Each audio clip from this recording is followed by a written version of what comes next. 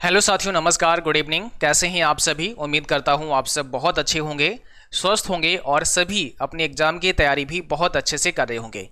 तो previous class में आपने जो क्लास की थी उससे आगे की क्लास आज हम लोग करते हैं और आज हम लोग पढ़ेंगे सबसे पहले इम्पॉर्टेंट टर्मिनोलॉजी मीन महत्वपूर्ण शब्दावली।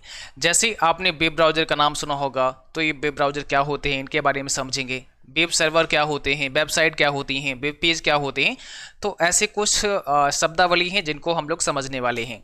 तो सबसे पहले वेब ब्राउज़र समझते हैं कि ये वेब ब्राउज़र क्या होते हैं। देखिए, यह एक एप्लीकेशन सॉफ्टवेयर होता है। सबसे पहला तो पॉइंट याद रखना है कि वेब ब्राउज़र एक एप्लीकेशन सॉफ्टवेयर है जो हमारे कंप्यूटर में इंस्टॉल किया जाता है। ओके, जो www पर यानी वर्ल्ड वाइड वेब पर उपलब्ध जानकारी को प्रदर्शित करने के लिए होता है। यानी वेब ब्राउज़र एक एप्लीकेशन सॉफ्टवेयर है जो www पर उपलब्ध जानकारी को डिस्प्ले करता है, प्रदर्शित करने का काम करता है। अर्थात आप कह सकते हैं कि किसी भी वेबसाइट पर जाने के लिए वेब ब्राउज़र का होना अनिवार्य है। अगर आप किसी भी वेबसाइट पर विजिट करना चाहते हैं तो उसके लिए कोई ना कोई वेब ब्राउज़र होना चाहिए। ब्राउज़र एक प्रकार का एप्लीकेशन सॉफ्टवेयर होता है। तो आपने अब ये समझा है कि जो हमारा ब्राउज़र होता है वो एक एप्लीकेशन सॉफ्टवेयर है और अगर हम किसी भी वेबसाइट पर विजिट करते हैं तो हमें ब्राउज़र का इस्तेमाल करना ही पड़ेगा। जैसे गूगल क्रोम एक ब्राउज़र है, मोजिला फायरफॉक्स एक ब्राउज़र है, तो किसी एक ब्राउज़र का इस्तेमाल करके हम वेबसाइट तक पहुंच सकते हैं। और देखिए, ये पॉइंट कुछ आपको याद रखना है। जैसे पहला वेब ब्राउज़र www यानी वर्ल्ड वाइड वेब को माना जाता है। तो फर्स्ट वेब ब्राउज़र कौन सा है? वर्ल्ड वाइड वेब है, जिसे 1990 में टिम वर्नर्स ली द्वारा बनाया गया था। 1990 में टिम वर्नर्स ली ने इसको डेवलप किया था। इसका नाम बदलकर बाद में नेक्सस कर दिया गया था। देखिए, एक तो आपका www होता है जिसे वर्ल्ड वाइड वेब कहते हैं। जब हम किसी भी वेबसाइट पर जाते हैं तो आपने देखा होगा www.ccwifi.com पर आप ऐसे विजिट करते हैं तो वहाँ पे www आप लगाते हैं।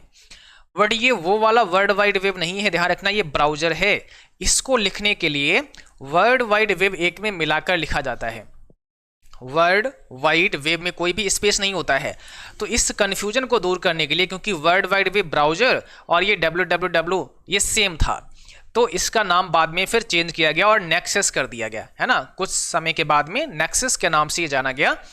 यह ब्राउज़र 1994 में बंद हो गया, डिसकंटिन्यू हो गया, यानी 1994 में ये डिसकंटिन्यू कर दिया गया।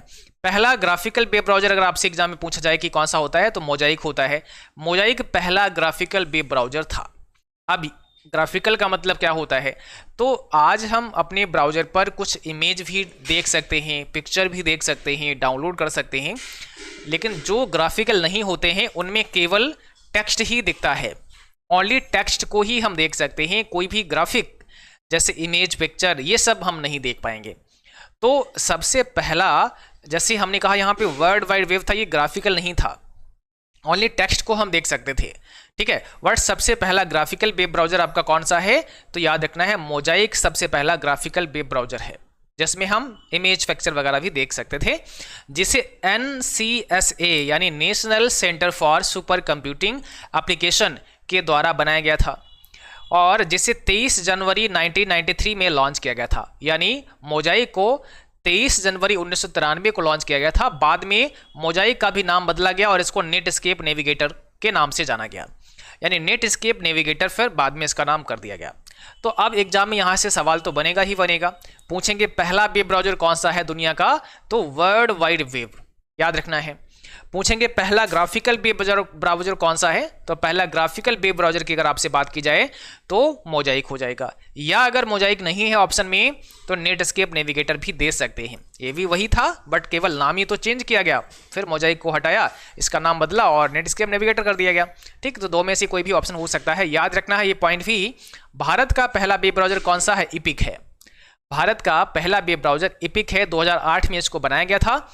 इस वेब ब्राउज़र को हिडन रेफ्लेक्स एक इंडियन स्टार्टअप के द्वारा तैयार किया गया था, यानी इसको डेवलप किया गया है 2008 में, याद रखना है 2008 में इसको डेवलप किया गया है, ठीक है।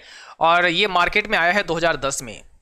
तो याद रखना है भारत का पहला वेब ब्राउज़र इपिक है जिसे 2008 में डेवलप किया गया था। इस ब्राउज़र को हिडन रेफ्लेक्स एक इंडियन स्टार्टअप कंपनी है जिसके द्वारा इसको डेवलप किया गया है। आगे बढ़ते हैं। अब कुछ महत्वपूर्ण ब्राउजर के नाम समझते हैं। तो अभी हम लोगों ने ब्राउजर को समझा कि ब्राउजर का मतलब, ब्राउज का मतलब ओपन करना। तो जो भी www की दुनिया में है उस कंटेंट तक मुझे लेकर कौन जाएगा, एक हमारा ब्राउजर सॉफ्टवेयर ही हमको वहां तक लेकर जा सकता है। तो जैसे ही ब्राउजर ओपन करते हैं वहां पे क्या होगा, एक एड्रेस बार होती है जहां पे हम वेबसाइट का एड्रेस टाइप करते हैं।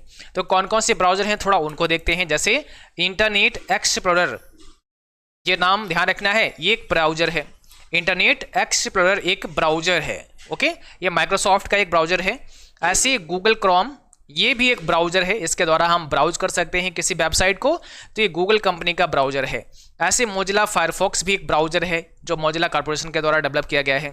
ऐसे सफारी भी एक ब्राउजर है, ओपेरा भी एक ब्राउजर है, माइक्रोसॉफ्ट एज नाम का ब्राउजर है, और ये ध्यान रखना है विंडो 10 का डिफॉल्ट ब्राउजर है। यानी अगर आप विंडो 10 इंस्टॉल करते हैं तो माइक्रोसॉफ्ट एज नाम का ब्राउजर डिफॉल्ट रूप से इंस्टॉल हो जाता है, क्योंकि ये माइक्रोसॉफ्ट कंपनी का है। यूसी ब्राउजर भी आपको याद रखना है, भी ब्राउजर है। वाइडू, ये चाइना में ज़्यादा इस्तेमाल होने वाला ब्राउजर है, चाइना का ब्राउजर है वाइडू। मैक्सथॉन हो गया, इंडेक्स हो गया, मोजाइक हो गया, ये सब के सब क्या हैं, ब्राउजर हैं। इनकी मदद से हम किसी वेबसाइट पर विजिट कर सकते हैं। तो सिंपल आपको ये समझ आया कि ब्राउजर एक एप्लीकेशन सॉफ्टवेयर होता है, इस ब्राउजर के द्वारा हम किसी वेबसाइट पर जा सकते हैं। ठीक है, विंडो 10 का डिफॉल्ट ब्राउजर माइक्रोसॉफ्ट एज होता है, अभी मैंने बताया, ये सब आपको ध्यान रखना है। तो ब्राउजर समझ में आ गया। अब हम बात करते हैं वेबसाइट क्या होता है। तो किसी व्यक्ति, स्थान या किसी संगठन से संबंधित वेब पृष्ठों का समूह वेबसाइट कहलाता है। कोई ऐसा वेब पृष्ठों का एक समूह पूरा है जो किसी व्यक्ति, स्थान या संगठन के बारे में बताए, वो वेबसाइट होता है। वेबसाइट ऑनलाइन डॉक्यूमेंट है। कैसा डॉक्यूमेंट है, ऑनलाइन या वेब पेजों का संग्रह होता है। आप ऐसे कर सकते हैं, बहुत सारे वेब पेजेस यहाँ पे होते हैं जिसे आप अपने कंप्यूटर या मोबाइल फोन से किसी भी वेब ब्राउजर की मदद से एक्सेस कर सकते हैं।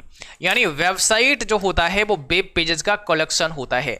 जैसे कोई एक वेबसाइट है, इसमें बहुत सारे वेब पेज होंगे, जैसे पेज 1 यहाँ लिखा हुआ है, लगा हुआ है, पेज 2 है, ये पेज 3 है, इसके प्रकार से नहीं, बहुत सारे पेज एक वेबसाइट में होते हैं। जब आप जाते हैं तो सबसे पहले क्या मिलेगा, आपको होम पेज मिलेगा। होम पेज, वेबसाइट का जो मेन पेज होगा वही होम पेज होता है। अब आपको बहुत सारे हाइपरलिंक मिलेंगे, आप क्लिक करेंगे तो अगला पेज आ जाएगा, फिर क्लिक करेंगे तो दूसरा आ जाएगा। तो सारे पेज आपस में लिंक होते हैं हाइपरलिंक के द्वारा। और ये वेबसाइट किसी टॉपिक पर हो सकती है, जैसे कोई एजुकेशनल वेबसाइट हो सकती है, किसी व्यक्ति के बारे में बता सकती है, किसी संगठन के बारे में बता सकती है। तो हर डिपार्टमेंट में वेबसाइट्स होती हैं जहां पर उनके बारे में जानकारी लिखी होती है। जैसे कोई हॉस्पिटल है तो उसमें हॉस्पिटल के बारे में जानकारी होगी, कोई एजुकेशनल इंस्टीट्यूट है तो उसके बारे में उसमें जानकारी दी गई होगी। तो वेबसाइट में आप जिस प्रकार का डेटा दिखाना चाहते हैं आप वहां पे जानकारी दिखा सकते हैं, दे सकते हैं। ठीक है, और वेबसाइट में जितने भी पेज होते हैं उनको वेब पेज कहा जाता है। तो वेबसाइट जो होती है वो कलेक्शन ऑफ वेब पेजेस, यानी बहुत सारे वेब पेजेस को मिलकर के एक वेबसाइट का निर्माण होता है। अगर हम देखें वेब पेज क्या होता है, तो वर्ल्ड वाइड वेब में एक फाइल को वेब पेज के रूप में जाना जाता है। यानी www की दुनिया में, ऑनलाइन की दुनिया में, एक जो फाइल है कोई ऑनलाइन, वो एक वेब पेज है। किसी भी वेबसाइट में कई सारे वेब पेज होते हैं, या किसी भी वेबसाइट का एक पेज वेब पेज कहलाता है। जैसे मैंने कहा, अगर हम एक बुक देखें, ठीक है ना, तो इस बुक में मान लिया 100 पेज हैं, तो 100 पेज को मिलाकर के बुक बना है।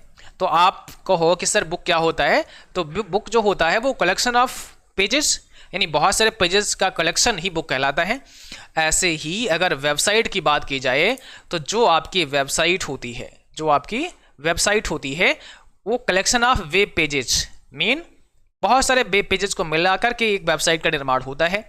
तो आप जब वेबसाइट बनाते हैं तो सबसे पहले वेब पेज तैयार करते हैं। कोई एक पेज आपने तैयार कर लिया, ठीक है, फिर दूसरा पेज तैयार कर लिया, ठीक है, फिर तीसरा तक कर लिया, ठीक है, ऐसे बहुत सारे पेज आपने तैयार किया और सबको हाइपरलिंक से आपने जोड़ दिया, और उसमें एक मेन पेज आपने बनाया जो हमारा मेन पेज होगा, जिसको हम होम पेज कहेंगे। तो जब भी कोई मेन पेज पर आएगा, होम पेज पर आएगा, उसको लिंक मिल जाएंगे दूसरे पेज पर जाने के लिए, वहां पे क्लिक करेगा, दूसरे पेज पे चला जाएगा।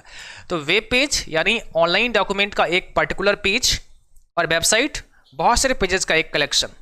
ठीक है, और इस वेब पेज पर या वेबसाइट पर जाने के लिए हमारे पास तरीका क्या है, वेब ब्राउजर, जो हमारे कंप्यूटर में, हमारे लैपटॉप में, हमारे मोबाइल फ़ोन में होता है, उस ब्राउजर पर जा करके, और उस वेबसाइट का कोई ना कोई पता होगा, एड्रेस जरूर होगा, उस एड्रेस को डालेंगे और सीधे उस वेबसाइट पर हम पहुंच जाएंगे।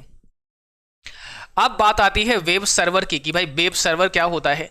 तो एक कंप्यूटर प्रोग्राम जहां पर वेबसाइट का कंटेंट स्टोर किया जाता है, एक ऐसा कंप्यूटर का प्रोग्राम जहां पर वेबसाइट का कंटेंट यानी डेटा होता है और जो क्लाइंट को अनुरोधित HTML पेज प्रदान करता है, जो क्लाइंट मांग करता है जिस पेज की वो पेज प्रोवाइड करता है, वही हमारा वेब सर्वर होता है। अर्थात वेबसाइट के डेटा को स्टोर करने वाला स्थान वेब सर्वर होता है, यानी वेबसाइट के डेटा को स्टोर करने वाला स्थान ही वेब सर्वर कहलाता है। प्रत्येक वेब सर्वर का एक अपना यूनिक IP एड्रेस भी होता है। जैसे मान लिया एक वेब सर्वर यहाँ पे रखा हुआ है, तो इसका अपना एक IP पता भी होगा, इसका एक एड्रेस भी होगा, ताकि आप जिस वेबसाइट के एड्रेस को अपने ब्राउजर में ओपन करें, आपका ब्राउजर आपके डोमेन नाम के साथ कनेक्टेड उस वेब सर्वर के पते पर ले जाए जहां पर वेबसाइट का डेटा स्टोर होता है। देखो दुनिया भर में तो बहुत सारे सर्वर हैं, बहुत सारी वेबसाइट्स हैं, तो आप किसी पर्टिकुलर यानी लाखों करोड़ों वेबसाइट में आप किसी पर्टिकुलर वेबसाइट पर किसी पर्टिकुलर पेज पर कैसे पहुंच जाते हैं, ये कैसे संभव हो पाता है? तो ये संभव हो पाता है IP एड्रेस की वजह से। हमें उस वेबसाइट का एड्रेस पता होता है। जैसे मान लिया दुनिया भर में इतनी सारी वेबसाइट हैं और आपको हमारी वेबसाइट पे जाना है, आपको CCCwifi.com पे जाना है, तो आप क्या करेंगे, अपने ब्राउजर में www.CCCwifi.com जैसे ही डालेंगे, ओके करेंगे, तो CCCwifi.com ये जो डोमेन नेम है ये आपको कहां लेकर जाएगा, ये हमारी वेबसाइट के इस IP पर, मेन इस IP पते पर आपको लेकर चला जाएगा और इसके अंदर जो कंटेंट होगा वो आपकी स्क्रीन पर आप दिखना शुरू हो जाएगा। जैसे इतने सारे नंबर्स होते हैं, आप कॉल करते हैं किसी व्यक्ति को तो हजारों लाखों के बीच में है ना, आपकी कॉल जो है वो उसी पर्टिकुलर व्यक्ति के पास कैसे पहुंचती है, तो उस व्यक्ति का आप एक यूनिक नंबर लिए बैठे हुए हैं, वो नंबर आप जैसे डायल करते हैं उसी के पास कॉल लगती है। वैसे ही वेबसाइट बहुत सारी होती हैं, सबका अपना अपना एक यूनिक पता होता है, एक यूनिक एड्रेस होता है दुनिया भर में, और उस यूनिक एड्रेस पर जैसे ही आप विजिट करते हैं तो वो पर्टिकुलर वेबसाइट ही आपके सामने ओपन हो जाती है। तो वेब सर्वर हम लोग समझ रहे थे, वेब सर्वर का मतलब होता है जहां पर वेबसाइट को रखा गया है। ये वेबसाइट आपके कंप्यूटर में नहीं होती है, ये ऑनलाइन सर्वर पर होती है। अब ये सर्वर क्या होते हैं, तो बहुत बड़े बड़े सर्वर हैं ऑनलाइन, जहां पर हमें अपना डेटा, अपनी वेबसाइट को रखना होता है, स्टोर करना होता है। तो हमने अपने सर्वर पर क्या किया, वेबसाइट को रख दिया, वहां पे वेबसाइट को डाल दिया, वेबसाइट की जितनी फाइल हैं वो सर्वर पर हमने अपलोड कर दी, ठीक है। अब उस सर्वर का एक पता, IP एड्रेस होगा, तो उसके साथ साथ में हमें एक डोमेन नेम भी लेना पड़ता है। आप जब वेबसाइट को बनाएंगे तो डोमेन नेम क्या होता है, जैसे आप किस नाम से वेबसाइट बनाना चाहते हैं वो नाम आपको परचेज करना पड़ता है, खरीदना पड़ता है। जैसे CCCwifi.com है तो ये परचेज आपको करना पड़ेगा। तो जैसे ही आपने अपने नाम से वेबसाइट बनाना चाहे, जिस नाम से आप वेबसाइट बनानी चाहिए वो नाम पहले तो आपको परचेज करना पड़ा। वो नाम जैसे ही परचेज कर लिया तो अब हमें नाम मिल गया कि भाई CCCwifi.com है, ठीक है। अब हम क्या करेंगे, हमारा जो सर्वर हमने लिया है जहां पे वेबसाइट का डेटा रखा है, उस सर्वर का एक IP पता मिलेगा। इस IP पते को और आपने जो वेबसाइट का नाम रखा है, जो डोमेन नेम आपका है इस डोमेन नेम को लिंक करना पड़ेगा, IP पते को डोमेन नेम में लिंक करना पड़ेगा, ठीक है। तो डोमेन नेम जैसे आपने कोई भी नाम रख लिया, मान लिया एग्जाम्पल के लिए CCCwifi.com। अब इस CCCwifi.com से मैंने IP एड्रेस को क्या कर दिया, कॉन्फ़िगर कर दिया, यानी उसको अटैच कर दिया, जोड़ दिया। अब जब कोई इस डोमेन नेम पर यानी CCCwifi.com को जैसे ही ब्राउजर में ओपन करेगा, इसके अंदर IP एड्रेस को मैंने लिंक किया था, उस IP एड्रेस पर आपको लेकर चला जाएगा आपका ब्राउजर। ये मांग करेगा कि भाई IP एड्रेस बताइए, तो डोमेन नेम सिस्टम क्या करेगा, इस IP एड्रेस को खोजेगा और आपको उस IP एड्रेस पर जो फाइल रखी है वो आपके कंप्यूटर स्क्रीन पर आपके ब्राउजर में ओपन करवा देगा। ये वैसे ही होता है जैसे मान लीजिएगा कि आपके मोबाइल फोन में बहुत सारे लोगों के नंबर तो हैं, बट नंबर आपने नहीं रखा, केवल आपने उनके नाम से सेव किया है। आपने मोहन, सोहन, है ना, सीता, रीता, गीता नाम से मोबाइल नंबर में अपना जो कॉन्टैक्ट नंबर है वो सेव कर रखे हैं। तो हो सकता है बहुत सारे लोगों के आपको कॉन्टैक्ट नंबर याद भी ना हो, आपको उनका नंबर नहीं याद होगा लेकिन नाम याद होगा। तो आपको अगर मान लिया मोहन को कॉल करनी है, मोहन का नंबर तो आपको पता नहीं है, तो आप अपना सर्च करोगे मोहन नाम से और सर्च किया, मोहन नाम आ गया सामने, आपने ओके किया, क्या होगा, मोहन नाम के अंदर जो कॉन्टेक्ट नंबर सेव होगा कॉल वहां जाएगी। समझ में आया? जैसे मोहन नाम पे आपने बटन दबाया, भाई इसको कॉल करनी है, तो मोहन नाम के पीछे कोई नंबर तो सेव है ना, उसी पे कॉल जाएगा। वैसे ही हमें किसी का आईपी एड्रेस नहीं पता होता है, जैसे आप इतने सारे आईपी एड्रेस याद नहीं कर सकते हो, तो इसको सिंपल करने के लिए इसका डोमेन नेम बना दिया गया कि भाई कोई नाम रख लो, हम उस नाम के अंदर एक आईपी एड्रेस को जोड़ देंगे तो नाम लोगों को याद हो जाएंगे आसानी के साथ। जैसे किसी ने कहा सर मेरा नाम मोहन है, तो हम mohan.com बनाना चाहते हैं, तो बना लो, क्या दिक्कत है। mohan.com आपने बना लिया। अब mohan.com जैसे आपने अपने मोबाइल फोन में कॉन्टैक्ट लिस्ट में मोहन नाम सेव किया, उसके अंदर कोई नंबर पड़ा होगा, वैसे mohan.com के अंदर आपकी वेबसाइट का आईपी एड्रेस कॉन्फ़िगर कर दिया जाएगा, वो लिंक कर दिया जाएगा। तो जब mohan.com पे कोई जाएगा तो समझ लो वो उस आईपी एड्रेस पर जा रहा है जो उसमें लिंक हुआ है, जुड़ा हुआ है, और सीधे आईपी पे भेजो तो चला तो जाएगा आईपी के थ्रू भी, वर्ड वो आईपी सबको याद कहाँ रहेगा, याद ही नहीं कर पाएगा। तो एक यूनिक नाम रख लेते हैं ताकि लोग उसको याद रखें, और इसलिए हमें डोमेन नेम लेना पड़ता है। और जो डोमेन नेम और आईपी एड्रेस का कॉन्फ़िगरेशन होता है इसी को डीएनएस कहा जाता है, इसी को बोलते हैं डीएनएस यानी डोमेन नेम सिस्टम, है ना, डोमेन नेम सिस्टम। तो सर्वर आपके समझ में आ गया, सर्वर पर ही हमारा डेटा होता है, स्टोर होता है, तभी हम लोग देख सकते हैं उसको। और अगला है हमारा वेब एड्रेस। अब ये वेब एड्रेस क्या होता है, जैसे मैंने अभी बात की थी डोमेन नाम की, तो इंटरनेट पर एक विशिष्ट पेज का स्थान प्रदर्शित करता है, अर्थात किसी वेबसाइट का एक विशिष्ट पेज होता है। वेब एड्रेस की अगर हम बात करें तो हमारा वेबसाइट का एड्रेस, जैसे CCCWiFi.com, ठीक है। अब यहाँ पे वेब एड्रेस में हमारा ये तो मेन डोमेन नेम हो गया है। अब अगर हम किसी पर्टिकुलर वेब पेज पर जाते हैं तो आगे इसके अंदर क्या होगा, उसका भी लिंक ऐड हो जाएगा। जैसे मान लिया आप CCCWiFi.com पे गए तो इस पर तो इसका मेन पेज ओपन हो जाएगा। आगे अगर मान लिया यहाँ पे आता है ऐसे CCC मॉक टेस्ट, इसका मतलब क्या हुआ, इसका मतलब हुआ कि ये पूरा एक URL बन गया और इस वाली वेबसाइट पर, इस वाले पेज पर आप हैं। तो ये क्या है, ये पाथ है, पेज है, उस वेबसाइट का एक पर्टिकुलर पेज। तो मॉक टेस्ट पर आप चले गए, हो सकता है अगली बार में आप कॉन्टैक्ट अस पर चले जाएं, हो सकता है अगली बार आप CCC 100 क्वेश्चन के मॉडल पेपर पर चले जाएंगे, तो अलग अलग पेज होंगे, ठीक है। तो वो हमें यहाँ पे लिंक देखने को मिल जाता है, पूरा ये URL होता है। तो ये बात आपके समझ में आ गई कि वेब एड्रेस क्या होता है, किसी वेबसाइट का एड्रेस। ओके, अब हम बात करते हैं सर्च इंजन क्या होते हैं। ब्राउजर तो समझ लिया आपने, सर्च इंजन की बात करते हैं। तो सर्च इंजन एक प्रकार की वेबसाइट होते हैं जिसका मुख्य कार्य आपके कीवर्ड के अनुसार आपको सर्च रिजल्ट दिखाना होता है। यदि आप किसी वेबसाइट का सही पता नहीं जानते हैं तो आप सर्च इंजन की सहायता ले सकते हैं। देखो, सर्च इंजन और ब्राउजर में बहुत डिफरेंस होता है। जैसे आप गूगल ओपन करते होंगे, गूगल क्रोम आप ओपन करते होंगे, तो क्रोम जैसे ओपन करते हैं ना तो सर्च इंजन अपने आप ही ओपन हो जाता है। क्यों? क्योंकि google.com और गूगल क्रोम ये दोनों एक ही कंपनी के हैं, गूगल के ही हैं। तो गूगल क्रोम ब्राउजर में by default search engine google.com को वहां पे ऐड कर दिया गया है। तो जब आप ब्राउजर खोलते हैं बाय डिफॉल्ट अपने आप ही वहां सर्च इंजन आपका ओपन हो जाता है और आपको बोलता है कि भाई आप सर्च करिएगा। तो आप वहां पे सर्च करना शुरू करते हैं। कैसे? देखो, आपने गूगल क्रोम ओपन किया तो इस प्रकार से खुलता है कुछ विंडो, एक ऊपर बार होती है, इसको बोलते हैं एड्रेस बार। यहाँ पे हम एड्रेस डालते हैं जिस वेबसाइट पे जाना चाहते हैं, और यहाँ पे होता है सर्च बार, यहाँ लिखा होता है google.com। ये क्या है? ये सर्च बार है।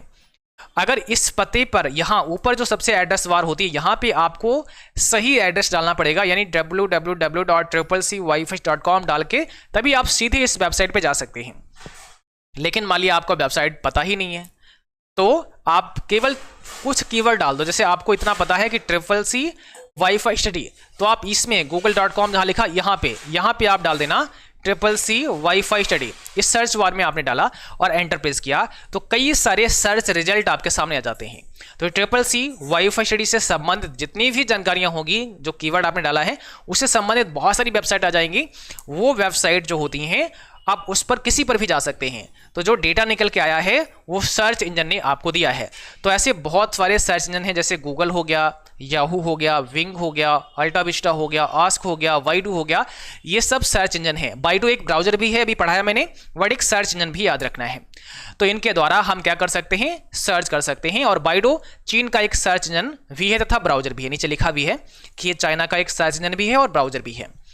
तो सर्च इंजन समझ में आया? सर्च इंजन का मतलब होता है किसी पर्टिकुलर कीवर्ड के द्वारा सर्च करना, रिजल्ट को सर्च करके देना। तो गूगल या याहू या विंग जो भी सर्च इंजन होते हैं इनके पास में बहुत सारा डेटा होता है। इनके पास क्रॉलर होते हैं, है ना, वो क्रॉलर या स्पाइडर आप बोल सकते हैं। ये क्या करते हैं? ये नई नई वेबसाइट पर विजिट करते हैं। और उनके डेटा को अपने डेटाबेस में अपलोड कर देते हैं। जैसे कोई नई वेबसाइट बनाई गई, उस वेबसाइट पर ही विजिट करेगा क्रॉलर और उस वेबसाइट को क्रॉल करेगा और उसका डेटा अपने यहाँ पहुँचा देगा। तो अब अगले दिन आप जब भी कभी उस वेबसाइट से संबंधित कुछ भी सर्च करोगे तो वो वेबसाइट आपको ओपन करके दिखा देगा, क्योंकि डेटाबेस में वो वेबसाइट पहुंच चुकी है। तो Google, Yahoo, Bing, AltaVista, Ask, वाइडो, ये जो आपके सर्च इंजन हैं, इनकी मदद से हम किसी पर्टिकुलर वेबसाइट को सर्च कर सकते हैं, किसी कंटेंट को सर्च कर सकते हैं। जैसे आपको CCC प्रीवियस पेपर चाहिए तो आप गूगल पे लिखेंगे CCC प्रीवियस पेपर 2023 लिख सकते हैं ऐसे, तो वो नए नए वेबसाइट के लिंक आपको दिखाएगा। जो वेबसाइट पर ये क्वेश्चन पेपर पढ़े होंगे वो वेबसाइट का लिंक आपको शो हो जाएगा और वहां पर फिर किसी पर भी एक पर आप जा सकते हैं। ठीक है, तो सर्च इंजन का काम होता है आपके कीवर्ड के द्वारा डेटा को सर्च करना। अब देखिए, पहला वेब सर्च इंजन था आर्ची। कौन सा था? पहला वेब सर्च इंजन आर्ची था। 1990 में इसको बनाया गया था। मॉन्ट्रियल के मैकगिल विश्वविद्यालय के छात्र एलन एमटेज ने इसको बनाया था। यानी पहला वेब सर्च इंजन कौन सा है? आर्ची। और ये पूछता है एग्जाम में कि पहला सर्च इंजन कौन सा है, तो आर्ची है। 1990 में इसको बनाया गया था, ये आपको ध्यान रखना है। अब बात करते हैं DNS की, जैसे डोमेन नेम सिस्टम की। मैंने वैसे तो इसको समझा दिया है, अभी मैंने ऊपर समझाया है, लेकिन फिर भी यहाँ पे मैंने दिया है, तो इसको आप जब PDF लेंगे तो आराम से बैठ के पढ़ सकते हैं। डोमेन नेम सिस्टम यानी DNS इंटरनेट डोमेन नामों का पता लगाने और उनका अनुवाद और उनका इंटरनेट एड्रेस प्रोटोकॉल में अनुवाद करने का एक तरीका होता है। एक डोमेन नाम एक इंटरनेट एड्रेस को याद रखने का एक सार्थक और आसान तरीका है। एक डोमेन नाम इंटरनेट एड्रेस को याद रखने का एक सार्थक और आसान तरीका है। जैसे मैंने कहा, IP एड्रेस को याद रखना मुश्किल है, किसी के नंबर को याद रखना मुश्किल है, उसके नाम को याद हम रख सकते हैं, तो नाम से ही हम सेव कर लेते हैं और जब भी हमें कॉल करनी होती है उसके नाम से हम कॉन्टैक्ट लिस्ट को सर्च कर सकते हैं, उसको कॉल कर सकते हैं। तो वैसे यहाँ पे डोमेन नेम सिस्टम होता है, इसको हम DNS के नाम से जानते हैं। डोमेन नेम सिस्टम इसका पूरा नाम होता है। तो इसके थ्रू क्या करते हैं, हम IP एड्रेस का पता लगाते हैं कि भाई किस IP एड्रेस पर मुझे जाना है। ठीक, वो उसके अंदर पहले से लिंक कर दिया जाता है। अगर हम IP एड्रेस को देखें तो IP एड्रेस एक यूनिक एड्रेस होता है जो इंटरनेट या स्थानीय नेटवर्क पर एक कंप्यूटर की पहचान करता है। किसी नेटवर्क में किसी विशेष कनेक्शन के लिए IP एड्रेस, ठीक है, को RARP यानी रिजर्व एड्रेस रिजोल्यूशन प्रोटोकॉल द्वारा प्राप्त किया जा सकता है। ये भी आपको याद रखना है। तो इंटरनेट प्रोटोकॉल के बारे में हम पहले क्लास में भी समझा चुके हैं, आपको पढ़ा चुके हैं कितने टाइप का होता है, क्या होता है, कितने बिट का होता है, वो सारी चीज़ें हम आपको बता चुके हैं। IP एड्रेस को स्टैटिक और डायनेमिक दो प्रकार का होता है। मीन जो आपका IP एड्रेस होता है एक स्टैटिक होता है, एक आपका डायनेमिक होता है। तो स्टैटिक IP एड्रेस हर बार चेंज नहीं होता है, जबकि डायनेमिक IP एड्रेस हर बार चेंज हो जाता है। ये याद रखना है, स्टैटिक चेंज नहीं होगा, डायनेमिक आपका चेंज हो जाएगा। IP एड्रेस 32 बिट का होता है और 128 बिट का होता है। IPv4 32 का होता है और IPv6 जो होता है वो आपका 128 बिट का होता है। ये भी आप सबको याद रखना है। चलिए अब बात करते हैं मैक एड्रेस की। देखिए, मैक एड्रेस जो हार्डवेयर इंटरफेस को विशिष्ट रूप से परिभाषित करता है, मीडिया एक्सेस कंट्रोल कहलाता है। मैक एड्रेस का फुल फॉर्म होता है मीडिया एक्सेस कंट्रोल। और यहाँ पे आप जो देख पा रहे हैं ये NIC कार्ड है, ये नेटवर्क इंटरफेस कार्ड है। तो इसी नेटवर्क इंटरफेस कार्ड का एक अपना एड्रेस होता है। देखिए, मैक एड्रेस को नेटवर्क इंटरफेस कार्ड NIC के रोम में जनरेट किया जाता है। NIC का रोम जो होता है उसमें इसको हम जनरेट करते हैं, किसको? मैक एड्रेस को। NIC वह इंटरफेस हार्डवेयर है जो कंप्यूटर द्वारा नेटवर्क का एक हिस्सा बनाने के लिए उपयोग किया जाता है। अगर आप इंटरनेट चलाते हैं तो NIC कार्ड होना जरूरी है। मैक एड्रेस 48 बिट का होता है। नेटवर्क पर व्यक्तिगत इलेक्ट्रॉनिक उपकरणों की पहचान करने के लिए मैक एड्रेस का उपयोग किया जाता है। यानी नेटवर्क पर कौन सी डिवाइस चल रही है उस डिवाइस की पहचान मैक एड्रेस से की जाती है ना। तो इससे ये पता लगाया जाता है कि भाई ऑनलाइन जो वेबसाइट पर कोई डिवाइस से कनेक्ट किया जा रहा है वो डिवाइस आखिर कौन सी है। तो वो डिवाइस की पहचान कराता है कौन? मैक एड्रेस, जिसको हम मीडिया एक्सेस कंट्रोल कहते हैं। मैक एड्रेस ये 12 अंकों का एक अल्फा न्यूमेरिक कोड होता है। पहली बात याद रखना है, 12 अंकों का कोड होता है। मैक पते का एक उदाहरण आप देखिए यहाँ पे, जैसे 00, उसके बाद V0, D0, 63, C2, 26 ऐसे कुछ होता है। तो इसमें अल्फा न्यूमेरिक अंक होते हैं, अल्फाबेट एंड नंबर दोनों होते हैं। और मैक एड्रेस को इथरनेट एड्रेस या लैन एड्रेस भी कहा जाता है। तो सारी बातें यहाँ पे लिखी गई हैं, अच्छे से पढ़ेंगे तो सबको समझ आएगा। पहला पॉइंट, मैक एड्रेस 48 बिट का होता है। वाइट में पूछे तो 6 बाइट का होता है। मैक एड्रेस का मतलब मीडिया एक्सेस कंट्रोल होता है। ये आपके एनआईसी कार्ड का एक यूनिक नंबर होता है। एनआईसी कार्ड के रोम में इसको जनरेट किया जाता है, एक यूनिक नंबर होता है मैक एड्रेस। और इस मैक एड्रेस से हम एक पर्टिकुलर डिवाइस का पता लगाते हैं कि भाई कौन सी डिवाइस है, उसका अपना एक पता होगा और ये यूनिक रहता है। ऐसा नहीं कि किसी और का भी यही नंबर हो जाए, ऐसा हो नहीं सकता है। तो हर डिवाइस का अपना एक यूनिक नंबर होगा जिससे हमें पता लगा सकते हैं कि भाई कौन सी डिवाइस से ये सारा काम किया गया है। ठीक है, और ये कितने अंकों का होता है? 12 अंकों का होता है। आगे बढ़ते हैं, अगला है पॉइंट IMEI नंबर। तो इसका मतलब होता है इंटरनेशनल मोबाइल इक्विपमेंट आइडेंटिटी। ठीक है ना, प्रत्येक मोबाइल डिवाइस के लिए एक यूनिक संख्यात्मक पहचान होती है, इसमें भी एक नंबर दिया जाता है। और IMEI नंबर 15 अंकों का होता है, 15 अंकों का होता है। IMEI का उद्देश्य प्रत्येक डिवाइस को विशिष्ट पहचान प्रदान करना होता है। तो दुनिया भर में जितने भी मोबाइल फ़ोन हैं सबका अपना अपना एक यूनिक IMEI नंबर होगा। तो IMEI नंबर से भी हम मोबाइल की पहचान करते हैं कि भाई कौन सा पर्टिकुलर डिवाइस है ना। तो IMEI उस एक पर्टिकुलर मोबाइल की पहचान करने के लिए होता है जो कि यूनिक होता है। फुल फॉर्म याद रखना है, इंटरनेशनल मोबाइल इक्विपमेंट आइडेंटिटी, यानी मोबाइल इक्विपमेंट को पहचान करने के लिए नंबर दिया गया है। समझ रहे हो? तो आपके हार्डवेयर की भी पहचान है, वो भी दर्ज है कि भाई आप कौन से नंबर का हार्डवेयर चला रहे हैं, आपका IMEI नंबर कौन सा है। इससे पता लगाया जा सकता है कि किस डिवाइस से आपने कहां कहां विजिट किया, क्या क्या क्या, वो सारी जानकारियां IMEI नंबर के थ्रू हो जाएंगी। ठीक है, और ये 15 अंकों का कोड होगा, 15 डिजिट का कोड होता है, ये भी आपको याद रखना है। चलिए आगे बढ़ते हैं। हम अगर जानना चाहें कि मेरे मोबाइल फ़ोन का IMEI नंबर कितना है तो कैसे जान सकते हैं? आप इसका पहचान करने के लिए *#06# कोड डायल करेंगे। *#06# कोड जैसे ही डायल करेंगे आपके मोबाइल की स्क्रीन पर आपका IMEI नंबर आ जाएगा। ठीक है, तो आज का सेशन बस यहीं पर समाप्त करेंगे। एक और क्लास आएगी जिसमें चैप्टर नंबर 6 आपका कंप्लीट हो जाएगा, फिर हम लोग चैप्टर नंबर 7 को स्टार्ट करेंगे। ठीक है, तो चैप्टर नंबर 6 का एक और भी क्लास आना बाकी है, उस क्लास को डिस्कस करेंगे, उसके बाद में आपका चैप्टर नंबर 6 कंप्लीट हो जाएगा। ठीक है, तो आज का क्लास बस यहीं पर समाप्त करते हैं और इस क्लास का PDF भी दिया गया है, आप उस PDF को भी डाउनलोड कर सकते हैं और अच्छे से बैठ करके पूरा तैयार कर सकते हैं। चलिए आज के लिए बस इतना ही, मिलते हैं अगली क्लास में, तब तक के लिए थैंक यू, बाय बाय।